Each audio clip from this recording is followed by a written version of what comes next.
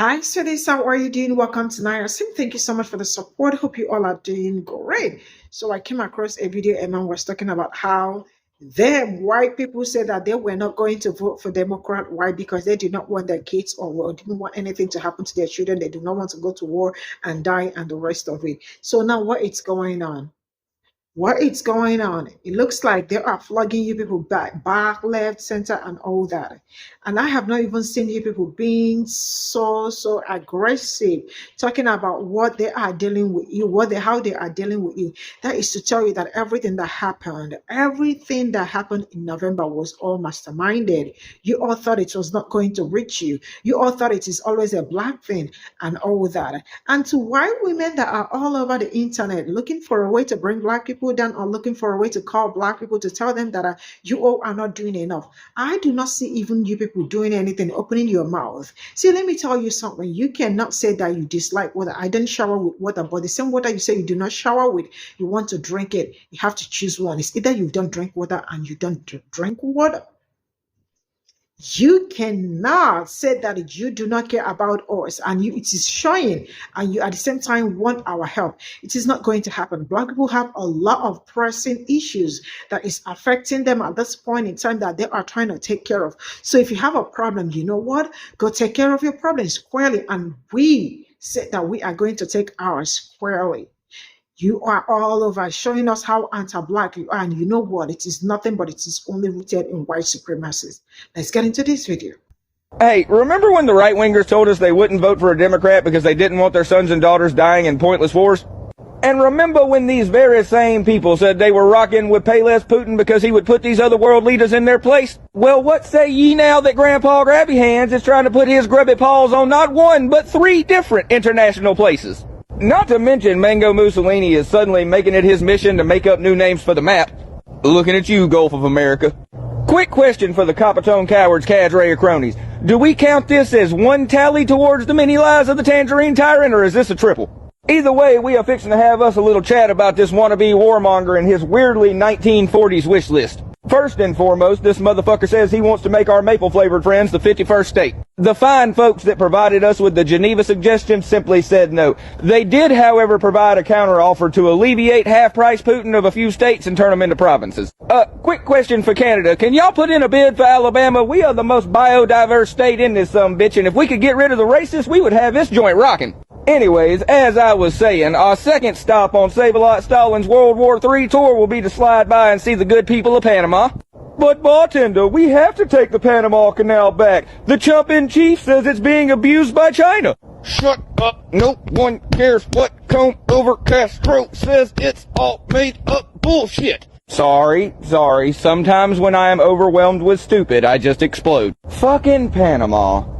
People, at this point, it really seems like he just says stuff so that his supporters stay so spun up they never come to their senses. But I digress, because I have yet to get to Greenland. For those that are perpetually confused about which one is called what, that would be the one covered with ice. Now why, dear viewer, would an island covered in ice be so important to the right-wing Wonder Boy? The orange-glazed grifter says that it is a matter of national security that we get Greenland, but I would more readily believe that it is because it is rich in rare metals. You know, the kind of metal that the elongated muskrat needs to make his electric vehicles that so magnificently malfunction. Because that makes way more sense to me. Anyways, I will ask you one question, and MAGA, I do want an answer. Were you ever really worried about going to war? Because ever since he said he wants to take these places, I've had about 200 of you agree, and not a single one of you say it's something that should be stopped. Now that is my rant for the day. I am about to batten down the hatches for this winter weather storm. If you are in the South, do me a favor. If it starts snowing, stay off the roads and be safe. If you enjoyed yourself and made it this far, do me a favor and hit them buttons. Maybe even consider becoming a member. If not, that is perfectly okay. Either way, you have you a wonderful day. Keep the motherfucking boots out of your motherfucking mouth. And remember that the golden rule will always remain. Yeehaw, fuck the law, and I will see y'all down the line. When the right-wingers told us they wouldn't vote for a Democrat because they didn't want their sons and daughters dying in pointless wars? Oh, the North remembers.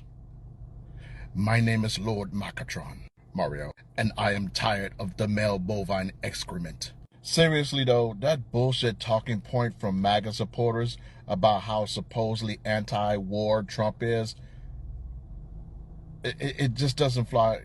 It doesn't cut the mustard anymore. And my man just named off the short list. It's not just Canada, Greenland, and Panama. It's Mexico, Venezuela, Finland, Iran, Lebanon, Yemen, Syria, and maybe even South Africa. Being belligerent and taking on a threatening posture is not strength. In fact, it's usually the opposite of that. All bullies are the same. They're real tough until they get smacked in the mouth one good time. And then all of a sudden, they're on some act right. Right now, as we speak, Trump is actively committing war crimes in Yemen. And then bragging about it on Truth Social like he really did something well. And don't get too drunk off of thoughts of our military might. I distinctly remember us losing a war to 4-foot-tall men living in ant colonies in the jungle, and to sandal-clad villagers living in rocky terrain in Afghanistan. And let's not forget that North Korea still exists. So apparently our record after World War II isn't really that good, despite the billions of wasteful dollars we funnel to defense contractors every year. So Orange Julius shouldn't think our already understaffed military won't mess around and get our asses kicked.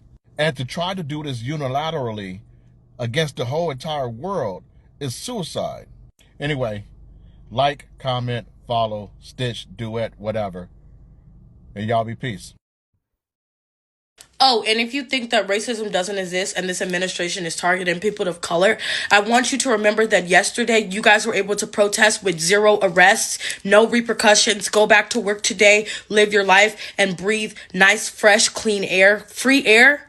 And we're not even talking about the fact that college students expressed that same right to protest against a mass genocide. And one of them and multiple of them have lost their citizenships and been kidnapped on the street and deported to detention centers where they don't deserve to be. Let me say that again. You were able to wake up, go outside, protest the president, go back to work today. You're not worried about nothing. Students risked their education to stand up for people who were being harmed at a mass alarming rate.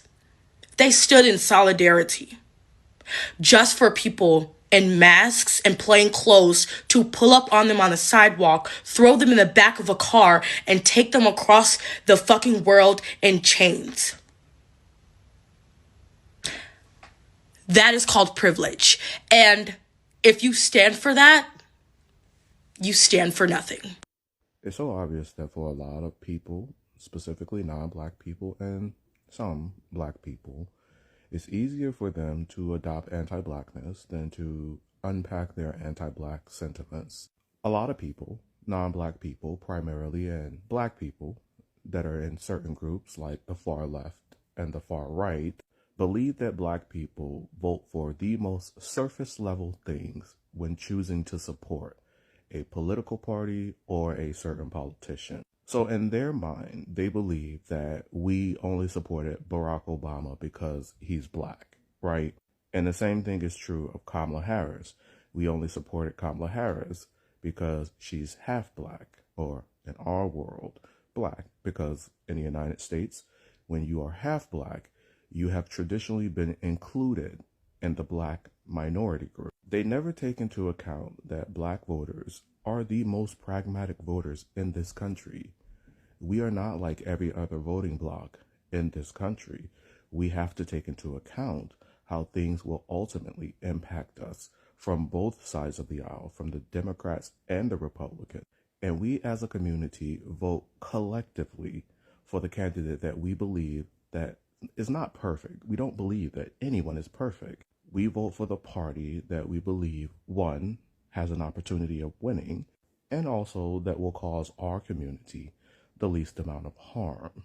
For a lot of people, they know that if black people are fine, if black people are prosperous, they most likely will be.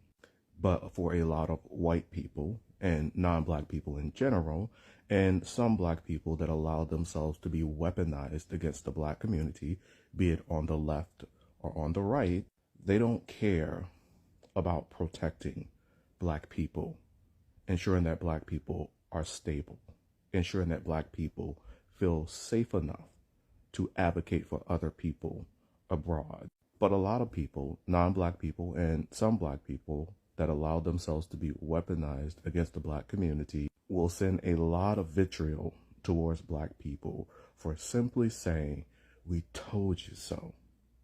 We told you that this country could be worse, and you didn't believe us. One only needs to look at how these people are attacking Kamala Harris and now Cory Booker, and not Donald Trump. Donald Trump, the one that's doing the most harm to these people overseas that they pretend to care about. I've consistently said that white people in keffiyehs annoy me, but I'm also going to say this. A lot of black people that allow themselves to be weaponized against the black community that wear keffiyehs also equally annoy me. And I've never been one that didn't understand, right, what Palestinians were doing this election cycle, right? And for a lot of black people, if it wasn't an asserted effort to ensure that Kamala Harris lost, they would not have had a problem with Palestinians being apprehensive to vote for the Democrats. You understand? But the fact that a lot of Palestinians allow these ardent bigots, these anti-black people, to attach themselves to their movement, and you're not vocal and critical of these people and saying, don't do that, you shouldn't be doing this. The black community, specifically in the United States, the black community in the United States has been one of our greatest allies at least since the 1960s. And you white leftists, you are new to this. You don't have a place to criticize them. You are new to this. The fact that a lot more of you, and I've seen some, the fact that a lot more of you didn't make that known, that these people don't represent your movement with all of their anti-blackness that they displayed, is the reason why a lot of us that used to speak about this no longer do. You cannot allow people to weaponize anti-blackness against a community that was trying to prevent all of this shit from going on, that understood the risk analysis necessary to ensure that all of us had a fighting chance, that were willing to hold Kamala Harris accountable with you. And a lot of you still allow anti-blackness to be weaponized against black people that were simply telling you, warning you that it could be worse because we know this country.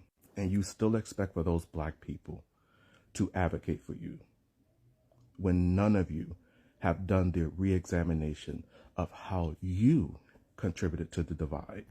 I'm going to say this as someone that in 20 years, 30 years, I will still be talking about the plight of the Palestinian people. A lot of you fucked up. You fucked up. And the reason why you were so willing to allow white people, specifically white leftists, to attack black people primarily is because you don't respect black people. You see us as valuable and expendable at the same time. Valuable because you know that we will advocate for you and ourselves, and if we get what we want, you will ultimately get what you want. But you view us as expendable because the first opportunity that a lot of you have to jump on the side of white supremacists, like a lot of you did this election when you voted for Donald Trump, the way you jumped on his side to fuck black people over, you will take because of, proximity. A lot of you feel that that's your priority to protect that.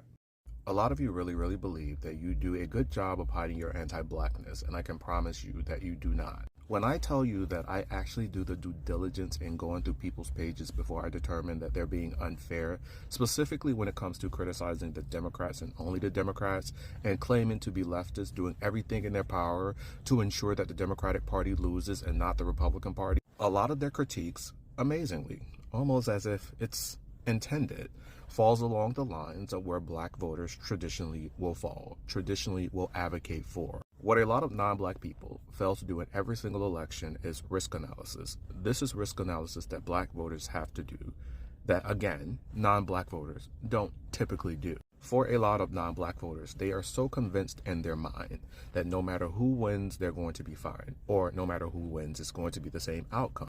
Now, with black voters, we know that that's not true. There's always going to be one party that wants to harm us more than the other party.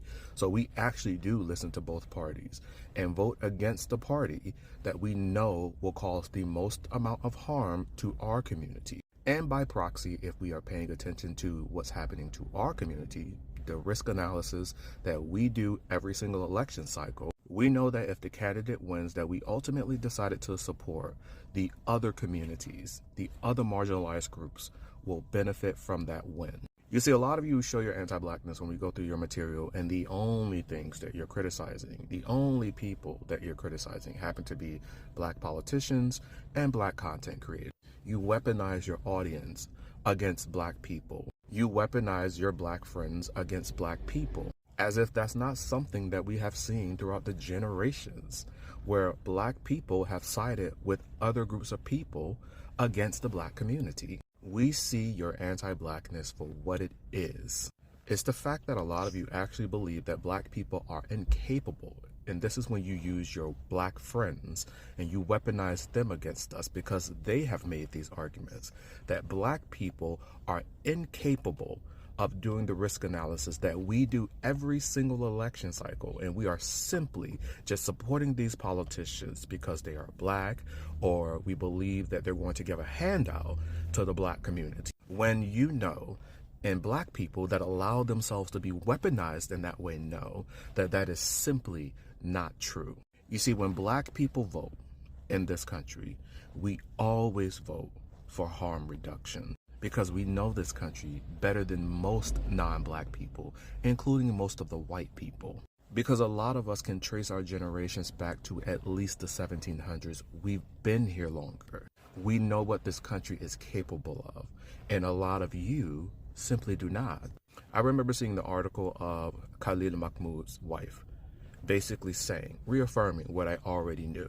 She never believed that any of the stuff that's happening now would happen. This is literally her words. She said, I never expected this to happen to me because we are here legally. Even though black people, black voters specifically, were telling people that as bad as you think it is now, it can always be worse. And instead of people reaffirming that those black people were right, they continue to attack black people, showing us their anti-blackness. See, we don't ask people to blindly support Democrats. We don't ask people to just give Cory Booker a participation trophy. We tell you to acknowledge the points that were being made, the historic significance of certain things, and how black people have protected your asses even when you weren't willing to protect us. What Cory Booker did was not something to spit at. It wasn't something to scoff at. And unfortunately, a lot of non-black people, and primarily white leftists, can't seem to wrap their minds around how effective that was. You see, he didn't just do a rally with a lot of his fans, people that already like him. He filibustered for 25 hours, telling the stories of people that are significantly negatively impacted by the Trump administration. He did something. And as much as a lot of these performative, faux revolutionary, faux activist, leftist, slacktivists online don't want to acknowledge, he did more than what a lot of you could ever do. You see, the thing about being black in this country is we understand that when it comes to us, when it comes to being black, we are both seen as expendable and valuable at the same time. We're valuable to a lot of you because you know that we're going to organize and we're going to fight for what we believe we are owed. And you feel that you can benefit from that. You can benefit from our activism. You can benefit from our organization. You can benefit from our willingness to fight. But we are also expendable to a lot of you, and we know that. And as soon as you get the first opportunity to side with white supremacists, you are going to do that. And that's what we saw this election cycle. And we won't forget. Imagine being anti-black and then asking black people for help. Or imagine trying to be an emotional extortionist when you don't get your way, and then saying, you need to do blah, blah, blah. Do it yourself. You're not getting my help. It'll be a cold day in hell. before I use my voice, my body, or my action to help people who are, one, emotional extortionists, two, ungrateful, or three, anti-black. And let me be clear, because I've said this a couple of times on this app. I'm not talking about the Palestinian people. I'm talking about the cross-colonizers. The folks that run their mouth and their fingers as if it is a full-time job for them to be anti-black. So, happy to keep donating in the ways that I do to Gaza. Not happy to do anything with a leftist.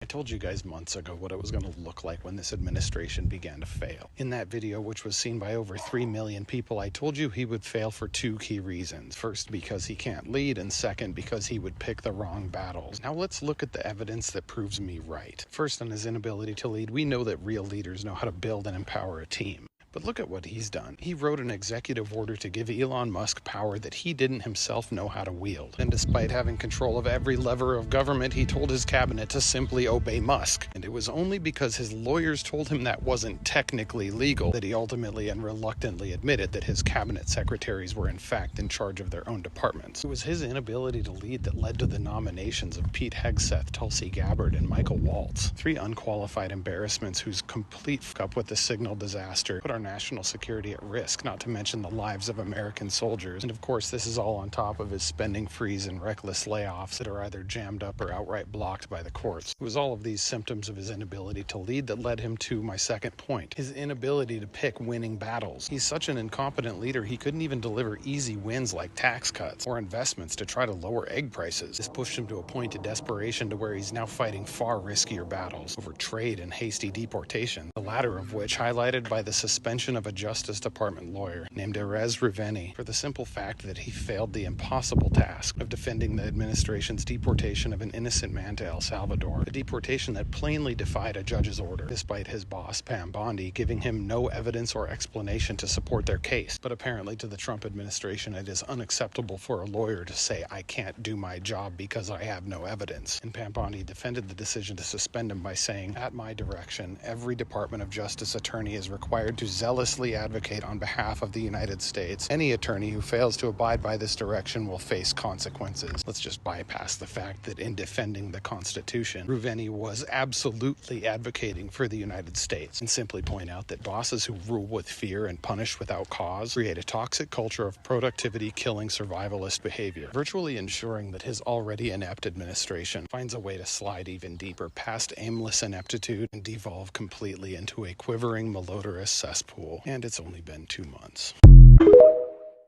Let me be explicitly clear. If you are a white leftist and you can only critique Black Democrats at this moment in time, your critique is rooted in anti-blackness and white supremacy. And you will never achieve the goals you say you want to achieve until you undo those things. Let's talk about Hawk and his performative ass. Yeah, motherfucker, I'm coming for your punk ass. I'm so sick of you and your people. Your motherfuckers will sit there, lie in our face, just like them 53% of the white bitches who said, oh no, we're voting for Kamala. And guess what? All you motherfuckers all went and did, when you probably went and did it too, when voted for fucking Trump. Fuck you.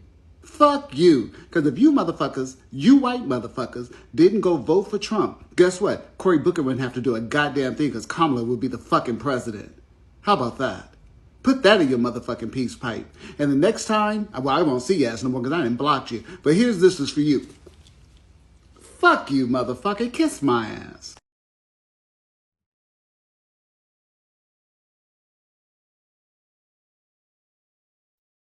This is all I got from this video, and all I can say is that I don't care what anybody think about Black people anymore. I am over it.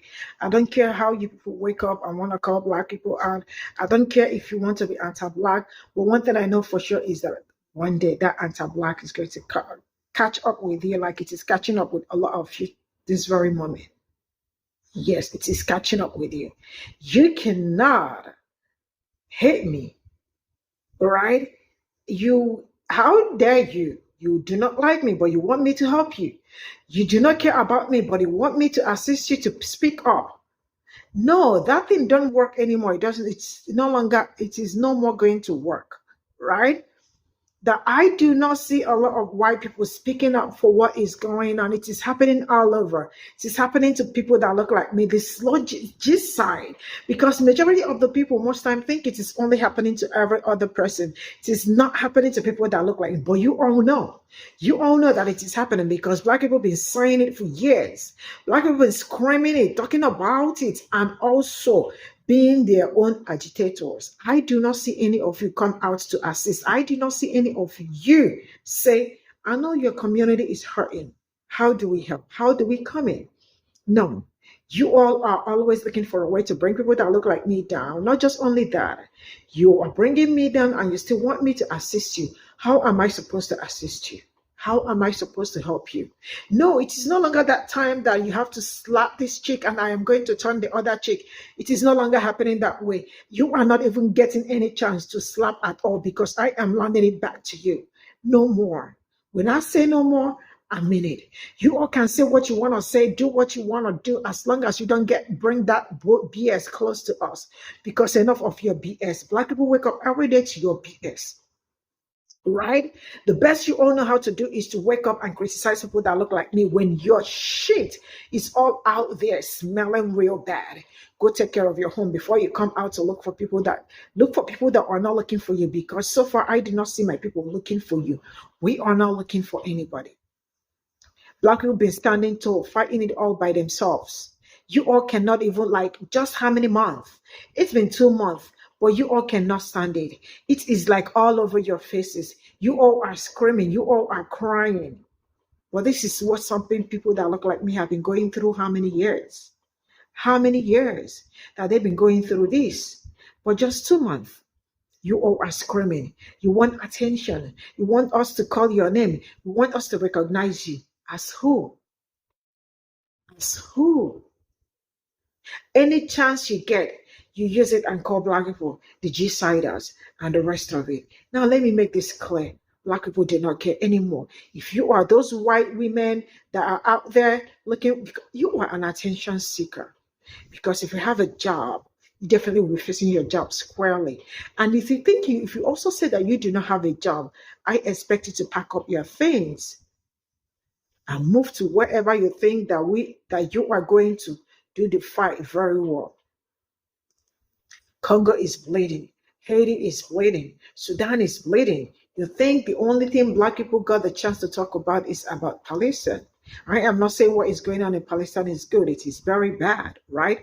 But enough of you people thinking that black people are going to be everybody's hero when they are not even done defending themselves.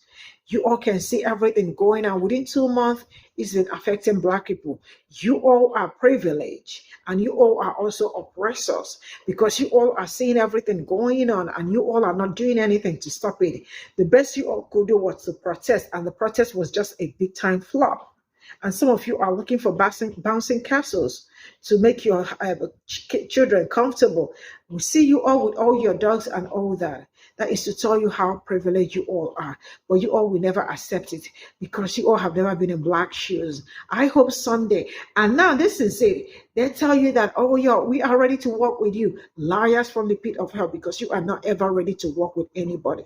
It's just only for mouth, because you all had the opportunity to work with black people in November and you all did not use it. So how am I supposed to trust you again? It's never happened. So you know what? Go face yourself. Go face what is going on in your own community. We are facing ours squarely.